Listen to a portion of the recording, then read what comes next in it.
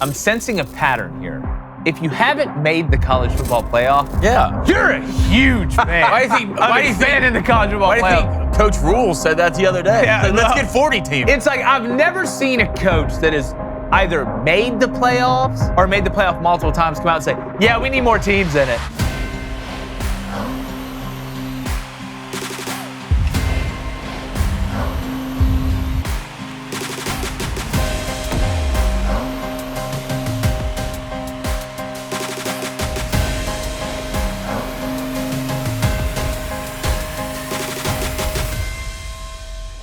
What is up, everybody? Thank you guys for joining us on this Wednesday edition of Crain and Company. We got a ton to get to. To my left, former Michigan quarterback and just tall glass of water, very handsome gentleman too, David Cohn. To my right, former Western State Colorado wide receiver Blaine Crain. I can never get a compliment. I can just never get a compliment over here. That's fine. I compliment you all the time. I compliment you all the time. Now the seats are messed up. Yeah. There's a lot going on down in Florida right now with the SEC spring meetings. This is not media days, it's spring meetings. And everybody, once again, outside of, even inside some of the SEC, but outside the SEC in the college football world, continue to pile on Greg Sankey because he wants to do what's best for the SEC. Because he is in charge of the SEC and serving at the pleasure of the presidents. So his job is not to take care of all of college football. He is not the commissioner of college football. He is not the czar of college football. He is in charge of the SEC. Think about it in your line of work out there if you're listening. If you manage a grocery store, if somebody came to you and said, hey, we want to give you the freshest produce, the best deli meats, all the best selection, but we're going to give it to you, okay, and not the grocery store down the road.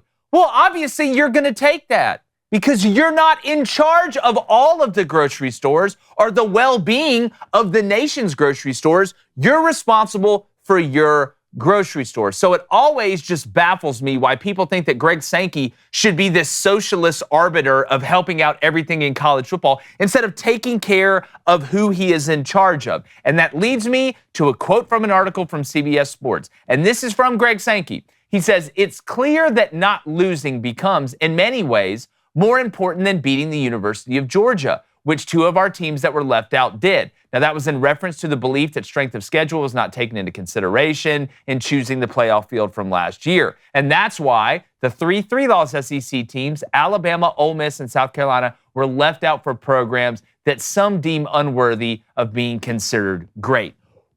David, what do people expect him to say? Like, obviously, if you follow the bouncing balls, you realize that if the SEC and Greg Sankey don't schedule in the non-conference these crazy games that are really, really tough and really just do what Indiana did and just, hey, win 10, win 11, not beat anybody really, you'll get in the playoffs. Same thing with SMU. It just baffles me why people have not figured this out yet, that he is in charge of the SEC and the SEC. Yeah, and I think the reporter that was asking the question phrased it in such a way that was like, are you really concentrating on doing what's best for the sport as a whole, or are you only focused on the SEC? Well, he's the SEC commissioner. Like, it blows my mind that we would think he would be looking out for anything other than the Southeastern Conference. Which is why we need a leadership body, like a uniform leadership body who would assume that role. Yeah. NCAA, though, absent, persona non grata. And so I agree with you on that point. I will say this, however, and this is just, they're just rounds and rounds of clips coming from all these media days down there in Destin this week. And the Southeastern Conference dominated college football for much of my adult life. Now, for the first time in a long time, a different conference has crowned back-to-back national champions. And I think the comments coming out of the voices from the SEC in response to that are pretty soft. I mean, when you talk about a lot of this stuff that Greg Sankey's talking about on, well, we don't know if we want to play in a 9-game conference schedule because we might lose some, and we didn't even get teams in that beat the University of Georgia, like somehow that's the litmus test to be the national champion or something. Steve Sarkisian complaining that, no, we don't have a $40 million roster at Texas. Why in the world would you think that we have $40 million? Kalen DeBoer at Alabama talking about, what did he say? You would wonder if another team played our schedule, what they would have done. Yeah. I'll tell you exactly what they would have done. They would have won some game and they would have lost some games, just like y'all did. Like, what are you talking about? Like, Like, all of this complaining to me, I'm just like, where are the dogs at, man? Where are the John Grudens of the world and the Bill Parcells of the world? Where are the coaches out there with a pair of balls that say, you know what, we're going to play the toughest schedule possible, and we're going to beat every single team that we can? That's just what frustrates me, man. When your slogan is "it just means more," everything that comes out of your mouth can't be softer than Charmin. Look, there's some points, and I'm going to get that. I'll let Blaine rebut first, but there's some elements of what you just said that I agree with, but I think there's a middle ground here, too, that we can find. Blaine, what do you think about this whole kind of softening a little bit of the rhetoric from the SEC? Well, I think it's somewhat true. I mean, the Big Ten plays how many conference games? It played 9. And if the SEC really wants to play 8, I mean, the SEC has proven themselves, but is it not? Is it soft or is it strategic? Well, right? If you have the opportunity and you try to find every which way you can get, if you're the commissioner, to get your teams into the playoff, and what they let into the playoff, SMU and Indiana, without any great wins, would it not be strategic and smart to not play that extra tough conference game to get more teams in the playoff? And look, I know toughness is a question. The SEC has been deemed king, the toughest conference out there, the most depth, will kill anybody, and we haven't seen that the last 2 years. But is it not smart to find every single avenue to get teams into the playoff without adding that game? Well, that brings me to the point I was going to make off David's. To me, it's messaging.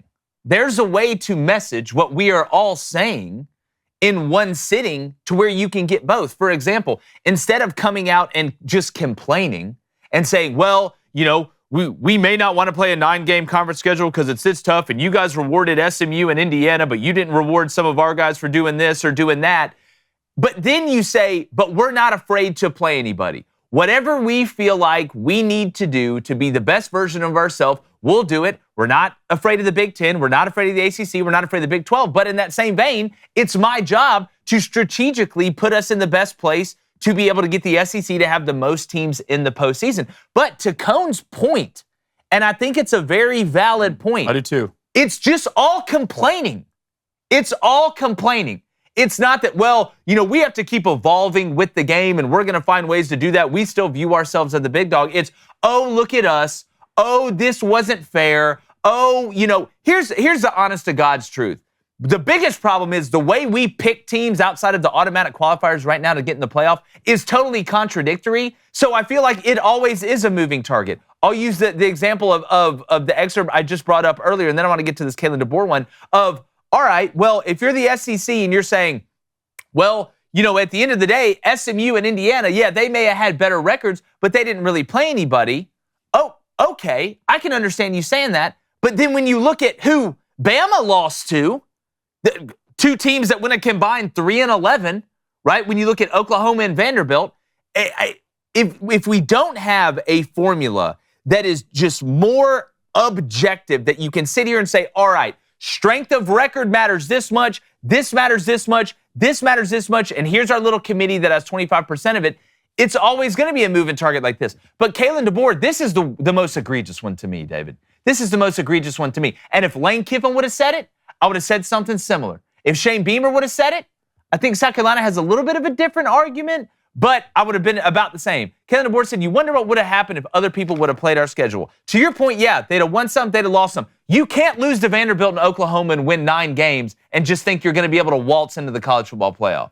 I didn't agree with that either. But since we don't have a mechanism of selecting teams, right, that's concrete in what way, it just feels like we're all going to be blowing out here in the wind, and that gets us to the 5-11 model or whatever they're going to go to. I want to get to the 5-11, but I want to address the point on the strategy versus softness because I think it's a really good one. It depends on what the ultimate goal is. Is the only ultimate goal for one of the teams, and only one can do it, one of the teams in your conference to win the national championship, or is the goal for as many teams in your conference to make the college football playoff? If those are the goals, then just come out and say it. And if it's all about strategy, let me tell you what I do if I'm commissioner. I wouldn't schedule any conference games. I would have the University of Georgia play all group of 5 teams or play a couple teams from the ACC. I wouldn't schedule any other teams in the SEC if our only goal is to make the college football playoff now and try and win the national championship. And if that's the route you want to go, then stop telling me about how much it just means more. See, the SEC is trying to have 2 things at once here. They're trying to tell you how much better they are at football than the entire rest of the country, and then at the same time trying to claim the trophy and the championship that all of the country country gets to vibe for. Yeah. So which one is it? Like, do you want is that what means more, the trophy that the whole country gets to go after, the national championship trophy? Or is the SEC champion really the national champion? Because I've heard that for years, at which case you should be propping up Georgia. I do think messaging is a big thing. I do think the goal is to get as many teams into the playoff and win the national championship if you're Greg Sankey. But how much does really one extra conference game matter? Would that prove to you,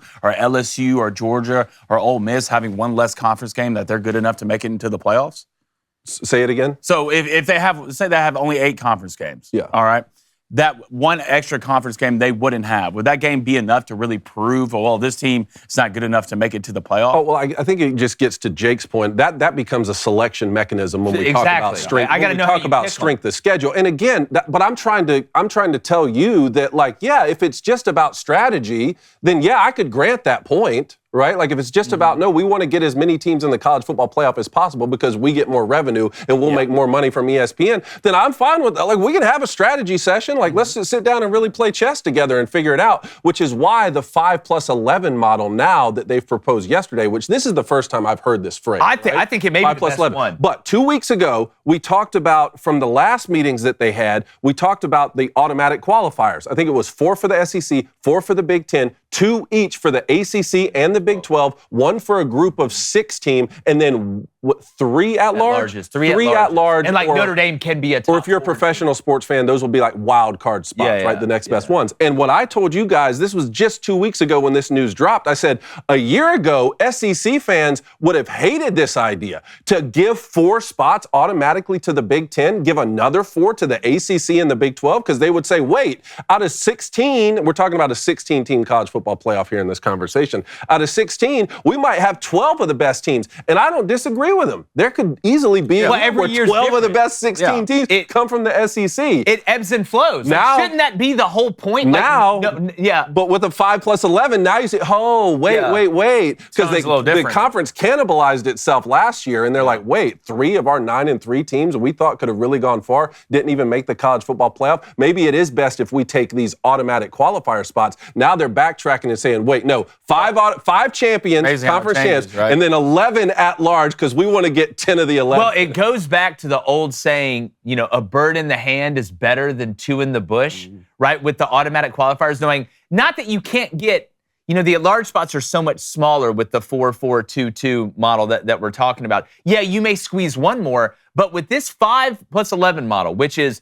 basically you have 11 at-larges, right? You have a chance to accumulate. You get the 1 automatic, right, from each of the 5 we talked about. The top 5 conferences, the champion of that conference game gets that automatic berth into the playoff without automatically getting a bye, which I think is fantastic in the way it should be. But then you have the 11 at-larges. Damn it, isn't that what we should be doing this whole time?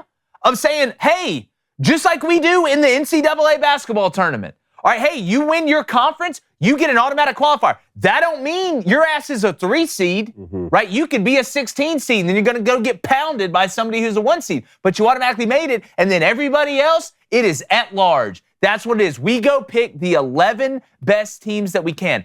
And I was actually a little bit surprised to see that Greg Sankey said, hey, we're starting to talk about this a little bit more. I just need a little bit more information. We're pretty interested in this. So do you want the automatic 4 with a possibility of a 5th? Because I don't think you're going to get 6 with a possibility of a 5th. Or do you say we're going to get the 1 automatic, all right, because I've conceded we're going to 16 teams, right? Like that's just, we all know that's what it's going to be.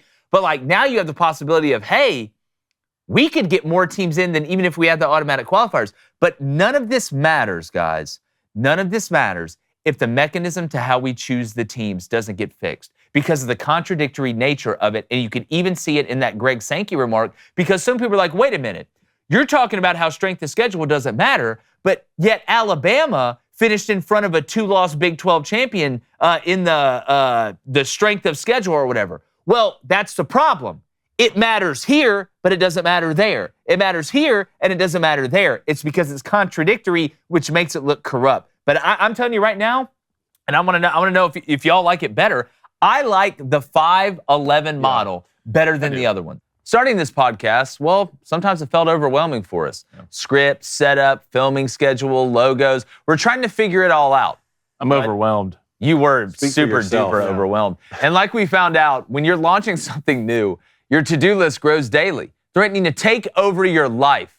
And finding a tool that both helps and simplifies can be a game changer. It can be your MVP. And for millions of businesses, that MVP is Shopify. Hit that button, David. Cha-ching! Yeah, buddy, you definitely pressed it. Shopify powers millions of businesses worldwide and 10% of all U.S. e-commerce. That's right, 10%. Shopify, they're behind everyone from big names like Gymshark to that new brand you may have just discovered. Because starting out is simple. Just pick one of their hundreds of templates and customize it to match your style. No design skills needed. And creating content? That's where the AI really shines. Need product descriptions or catchy headlines? Done. Want better product photos? They've got you covered. But the best part is how easy marketing becomes. You can reach your customers wherever they are, whether they're scrolling through social media or checking their old school emails. Because behind the scenes, Shopify handles everything else: inventory, shipping, returns, all the details you don't have to worry about. Because the truth is, if you're ready to sell something, Shopify is ready for you. Turn your big business idea into money. Cha-ching! With Shopify on your side. And sign up for your $1 per month trial and start selling today at shopify.com/Crain. That's shopify.com/CRAIN. Shopify.com/Crain. You know what time it is. We've also got a brand new all-access series called The Film Room, where I bring on special guests to discuss sports movies and hot takes. Check out this clip from the first episode with Mr. Andrew Clavin. Go become a Daily Wire Plus member today and gain access to exclusive content just like this. You and I talk about sports films every time I see you. Yes. You're a big fan of Bull Durham. I love Bull Durham. Okay, sell me on Bull Durham. I have some issues with the film, never been a huge fan, but I want you to sell me on it. Well, the thing I love about Bull Durham is it gets at something about sports that people like me who work in the arts love. Bull Durham is about a very, very common phenomenon, something that's more common than the guys who watch actually playing Major League Sports. It's about a guy who has the desire, but not the skill to make it to the top. And that's a beautiful thing because it almost instantaneously tells you something important about life that you need to know, that it really is about the journey. I'll tell you why I like it better too, is because it gets the best of both worlds where you have a conference champ and you can sit around and say, well, that conference over there is weak and this conference over here doesn't play anyone. Well, then you know what? Then we need to change the entire landscape of college football, and that part of the equation is coming fast enough, best believe me, and it's kind of frustrating. But as long as we're going to have conferences, then whoever wins that conference needs to get a reward for that in terms of postseason play. It keeps it relevant. So you have that. Right? You have the ACC champ may not be better than the fourth best team in the SEC. Yeah. Maybe that's true, right? But they get a reward for that. And then you have the 11 wild card spots where a conference, and we talk about this with Major League Baseball all the time. How many times have we talked about the NL East, right? Yeah. And talked about the Braves and the Mets and the Phillies. And it's like the third best team in that division may be better than someone else who won their division. But this to me seems like it could get the best of both worlds where you give someone a reward for winning their conference, but then you also allow college football minds to select the wild card spots, assuming that we're not going to completely bastardize who's on the committee and we're going to, get that part of it better, which is what you're talking about. Well, a great example of where I think the 5 and 11 model would have to exactly to your point about the conference champions still matter, and maybe that the conference champion of the ACC isn't as good as the 14 in the SEC. Look at Clemson and South Carolina last year.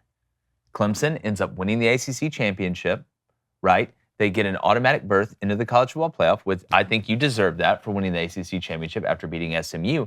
But South Carolina, right, we saw what they did against Clemson, and South Carolina was left out. Well, in this model, I think there's a pretty good chance that South Carolina and Alabama, or South Carolina and Ole Miss, or maybe even Alabama and Ole Miss would have got in two of those three teams, and you could have had the best of both worlds. So I don't know. The more I find out about these new models, it's amazing. I feel like I'm watching Stephon Diggs' Instagram feed the way I'm finding out about these new models. But I think the 5 and 11 one is the best. But I do want to add this caveat because I want to, and in the comments, obviously we want to know what you think as well.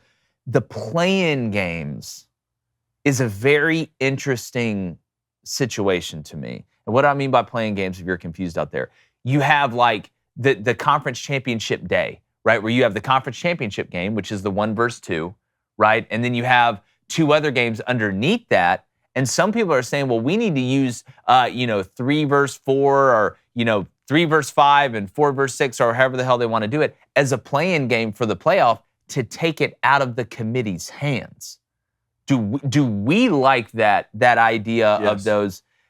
Figure it I'll out never on the be field. against playing games. Figure it out on the field. I'll never be against taking it out of this committee's hands. Not any committee, because I think there's a way to have a 25% subjective committee of football ball knowers. But see, right?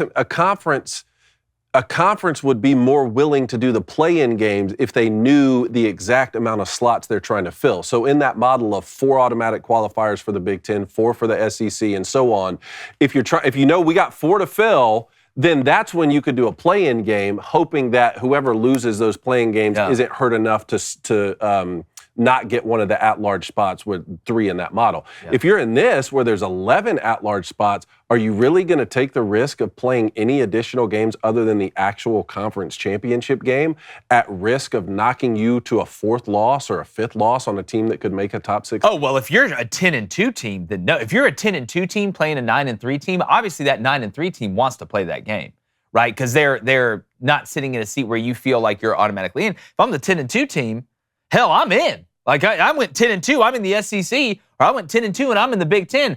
I'm in this tournament. Now, the ACC and the Big 12, we saw a couple teams get left out that had those marks. But I just, to me, the play-in games is an automatic qualifier. So, like, you can't have play-in games underneath the conference championship game, which for some conferences will be a play-in game, and not call them automatic qualifiers. Because if you win that, then you automatically qualified. That's why it's a quote-unquote play-in game. So I am all for taking it out of this committee's hands. And I don't think anybody would be pissed if we got 3 times the fun, typically on Would that do anything to the regular season? That devalue the regular season at all? I don't think so, because you're trying to get into the play-in game if you're not in the conference championship game. See, this whole devaluing the regular season thing, I think we're arguing the wrong way it'll be devalued. Right? With this expanded playoff and with the playoff, games at the end matter more than they ever have for more teams. Yeah. Where I'm worried about it, and I know I beat this horse to death, but I'm going to keep doing it because it's going to show its face eventually, is the player safety argument and the adding more games argument. They want more postseason games. They'd be willing, I think, to kill a regular season game, go back to 11 games like we used to play, and maybe even have a caveat of, you know what? SEC, we'll let you keep that 8-game regular season schedule because we're only going to play 11 games. Don't worry about bumping up to that 9th game. But I also want to live in a world where if you're a power conference, you need to play the same amount of conference games as the other power conferences because it's ridiculous that the Big Ten plays 9 and the SEC plays 8. Think about that in any other sport. We don't do that in basketball. We don't do that in baseball. Professional baseball let one dude hit while the other league had to have I just...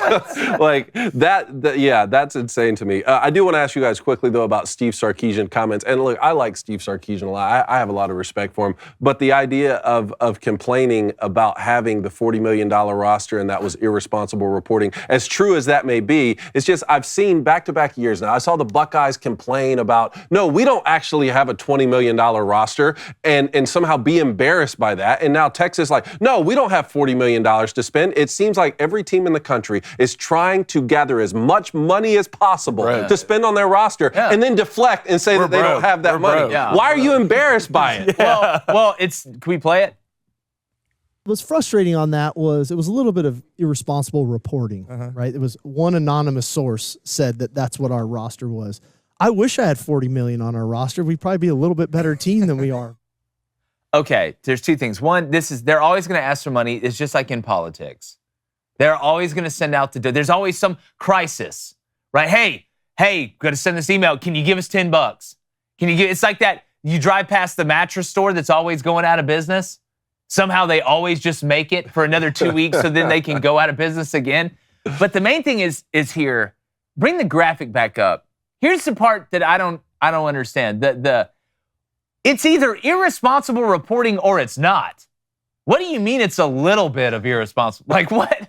Like it's a little bit of it? It was either wrong. They had 39.9. Or it's not. Like that's a big deal too, because if it's 38 million, You know, every college football fan knows you're not poor. No, for sure. Like, we all know that. For so sure. why come out? You went to Cranbrook. Yeah, unless you're scared to say you have $40 million roster then not go win. I mean, I can understand that. But come out and flaunt it. You're Texas. But y'all are made of money. No, A&M, what you should say- A&M has done it for 15 plus years, have all the money and not win. Yeah. So it's okay. We're used to it. What you should say is, yeah, we have $40 million. I need 45. Yeah. Y'all really want to lock this thing up? Give me 5 more. It's the political donation. He went on in that statement to double down, because at the end of that one he said, well, I wish I had $40 million. We would have had some better players, or we would have had a better roster. He went on to double down and say that again.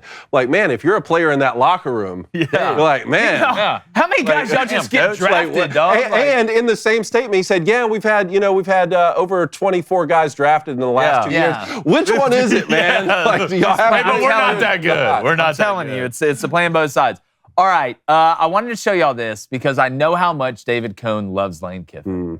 And I'll play the clip first, and then we'll react to it. It's always a lot of fun when Paul Finebaum and Lane Kiffin get together. Let's go ahead and just play this. We don't have a lot of time because you were late, but I actually came here over the press conference I was supposed to be at the same time, so I chose you over the rest of the media combined. so you chose being live on a nationally televised show over meeting a couple of guys who will still be there when you're done. Well, if you put it that way. What were you going to say to those assembled media? I can't say yet. I'm going to go do that next. Oh, Yeah, that's where I'm going to reveal my whole playoff plan, what it should look like. do you have one? Yeah, I do, but I'm not saying it on your Okay. show. I don't listen. I'm I want to fine help with your that. ratings. I mean, this show we never. Plus, I'm sticking up for Kirby. I just saw him walking off, and he said you were mean to him today. Look, anyone who gives Paul Finebaum the business, I'm down for. It's every time I watch them go on there together, it feels like I'm watching like a sitcom, but it's like a good one. Yeah. You know, like when the sitcoms got like good. I feel like I'm watching Everybody Loves Raymond. Every time that comes on. The beach backdrop for Lane Kiffin, perfect. Absolute perfection. I like Lane Kiffin. Cone, I'm going to give the floor to you, but Lane Kiffin did say something. That was funny. But it's hard not to like Lane Kiffin. Well, okay. I don't. You've been very sturdy. I tell you what, though, I think if Lane Kiffin came in here right now, we'd have a good time. We'd have a good time. And I'd try and focus on talking ball. Yeah. We'd have a good time. I think he'd have more fun on our show than Paul Finebaum's show. Yeah, I think we'd have more fun doing something else and not talking ball with Lane Kiffin, maybe, Well, at look. the end of the day. Blaine, Lane Kiffin went on to say that he feels like the 16-team playoff is the right way to go, 16 teams. And I'm sensing a pattern here. The pattern is, if you haven't made the college football playoff, you're a huge fan. Why do you think in the college football playoff? Why do you think Coach Rule said that the other day? Yeah, Let's get 40 teams. It's like I've never seen a coach that has either made the playoffs, and again, somebody I'm sure will point out there's probably some instance of it, or made the playoff multiple times, come out and say, yeah, we need more teams in it. We need more teams. We need to expand it to make it longer. It's always the guys who haven't made it, and if you look back, if it was a 16-team playoff last year, Ole Miss probably makes it, right? You'd feel good about it. So I'm sensing a pattern, and I get it. I get it. Because in reality, if we're being honest, Ole Miss is in that bucket of schools where it is going to be very, very, very difficult for you to make any 12-team playoff, let alone consistently make the 12-team playoff. But that extra 4, and depending on the model, I mean, Ole Miss could find themselves in there, a decent amount while Lane Kiffin is there. But I've just always sensed that pattern, Cone. It's always the guys who haven't gotten the party that want to make the house. Oh, yeah. If you just missed the playoff last year, expansion. 20. Expansion. We have a great idea for you. But no, look, at the end of the day, I get it. It makes a lot of sense to me. But probably the lowest hanging fruit, and just to put a bow on it, is when we have these SEC spring meetings or the Big Ten spring meetings. I don't know where. Well, now USC is in the Big Ten. I'd take my ass out to California if it was me. But we always have fake news reports that come out. Bring that back up. So this is definitely not the real CBS Sports college football handle, but it got a lot of people. It may have even gotten one of our producers who sent it in the group chat thinking it was crazy breaking news. So this Twitter troll, X-troll, whatever, said breaking, SEC Commissioner Greg Sankey has announced that the SEC will break away from the NCAA effective for the 2028-2029 academic calendar year. This comes after months of speculation about the move, more to follow. Guys, I'll be honest, I never wished a troll was more right.